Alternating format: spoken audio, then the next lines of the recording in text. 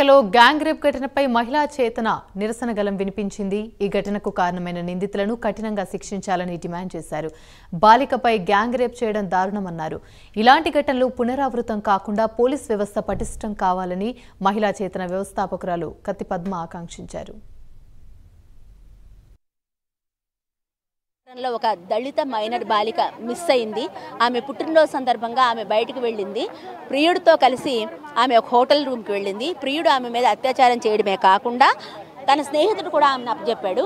అక్కడి నుంచి ఆమె చాలా అవమానానికి మనస్తాపానికి గురై బీచ్లో వెళ్ళి ఏడుస్తుంటే బీచ్లో టూరిస్టులకు ఫోటోలు తీసేటటువంటి గ్యాంగ్ ఆమెను క్యాచ్ చేసి వాళ్ళ దగ్గరికి వాళ్ళ రూమ్కి తీసుకెళ్ళిపోయి అక్కడి నుంచి నగరంలో ఉన్నటువంటి 4-5 హోటల్స్ చుట్టూ తిప్పి ఆ అమ్మాయిని 11 మంది అత్యాచారానికి గురి చేశారంటే టోటల్గా ఆ దళిత మైనర్ బాలిక మీద 13 మంది అత్యాచారం చేసినట్టుగా మనకి ఇప్పుడు అర్థమవుతుంది.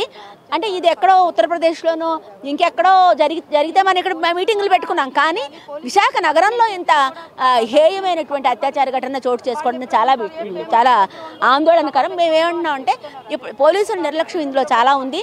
ఆ అమ్మాయి సిటీలోనే ఆ అమ్మాయిని తిప్పుతూ అత్యాచారం చేస్తున్నప్పుడు హోటల్స్ మీద కానీ బీచ్ మీద కానీ ఏ మాత్రం విజిలెన్స్ లేకపోవడం వల్ల ఈ నేరం జరిగింది. ముఖ్యంగా మిస్సింగ్ కంప్లైంట్ మీద వెంటనే ఆ అమ్మాయి ఫోన్ ట్రాక్ చేసి ఆ అమ్మాయి ఆచూకీని కనిపెట్టడంలో 4 టౌన్ పోలీసులు ఫెయిల్ అయ్యారు. అంచేత ఈ అత్యాచార ఘటన ఇంత తీవ్రంగా జరిగిందనేది మేము అనుకుంటున్నాం. ఇప్పటికైనా కానీ నిందితుల్ని అందరినీ అరెస్ట్ చేసి తొందరగా ఛార్జ్షీట్ పెట్టి వాళ్ళకి తొందరగా శిక్ష పడేలాగా చూడాలనే దాన్ని మేము డిమాండ్ చేస్తున్నాం. అలాగే మహిళల, యువతుల, బాలికల రక్షణ దృష్ట్యా బీచ్లో పెట్రోలింగ్ ఆ యాంగిల్ నుంచి చేయాలనేది మేము కోరుతున్నాం. అలాగే ఈ కేసులో మైనర్ బాలికని మగపిల్లలు హోటల్ రూమ్స్కి ఎక్కడెక్కడైతే తీసుకెళ్లారో ఆ హోటల్ యాజమాన్యాల మీద కూడా చర్యలు తీసుకోవాలని దాన్ని మేము డిమాండ్ చేస్తున్నాం.